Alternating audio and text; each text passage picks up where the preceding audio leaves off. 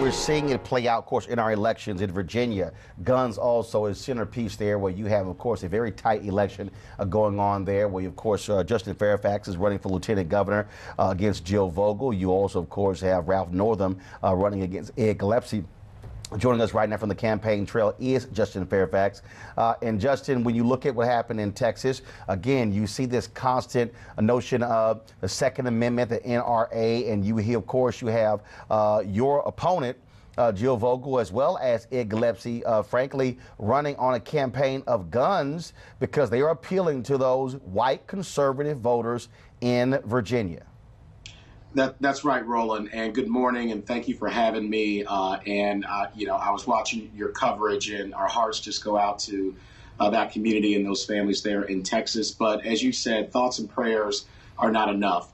We need to be in a place where we are keeping Americans safe, doing what we need to and can do as policymakers to address some of these issues underlying these mass shootings. And as you mentioned, my opponent in my race has an NRA A+ rating, and she also touts the fact that she has a 100% rating from the Virginia Citizens Defense League, which is to the right of the NRA.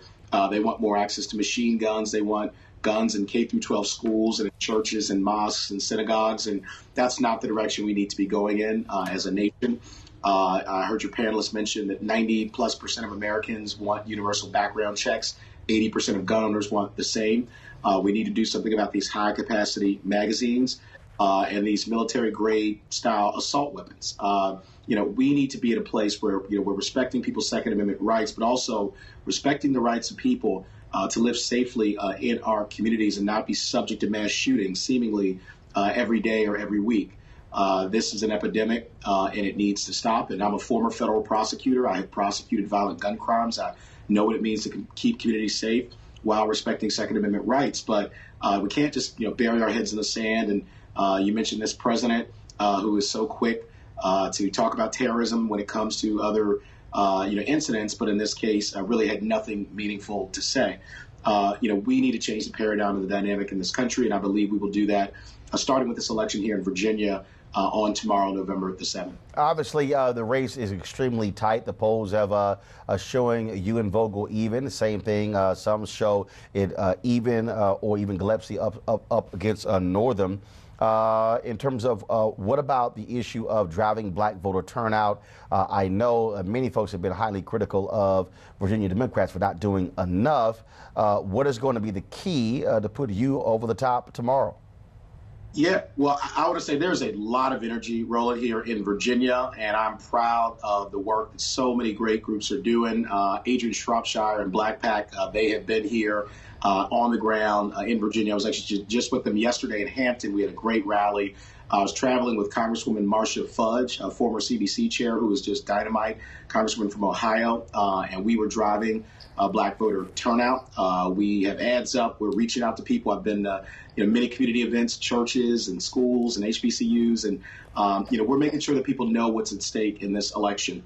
And you mentioned the polls are tight, but this is going to be a turnout election, and I have not seen energy like we're seeing in Virginia since 2008. We are seeing presidential election style energy in Virginia, and I think some of the polls are not picking that up. And so our message to people is to go out and vote. Take 5 people with you. Spread the message on social media that tomorrow, November 7th, is this election that has the chance to change the course of history, not just here in the Commonwealth of Virginia, but also in this country. And I'm proud to have been endorsed by Governor Doug Wilder and also by President Barack Obama. So we have been endorsed by the first African-American popularly elected governor in the history of the United States and the first African-American president elected in the history of the United States. And so we want to make sure that people know what's at stake, our economic opportunities for our families, educational opportunities, health care, and that's what's on the ballot tomorrow. All right, Justin Fairfax, we appreciate it. Thanks a lot. Thanks, Roland. God bless you. Weekdays on TV One. I will never lie to you. Oh, my God. Roland Martin. He doesn't want to talk to us. He wants to ignore us. Uncensored. Hell no. That ain't gonna cut it, boo. Unapologetic. No, that is fundamentally false. You are wrong. Unfiltered. He wants an America where we all look alike. He ain't talking about black people. Unrelenting. You better go work out, because you got a fight on your hands. NewsOne Now with Roland Martin. Weekdays at 7 a.m. on TV One.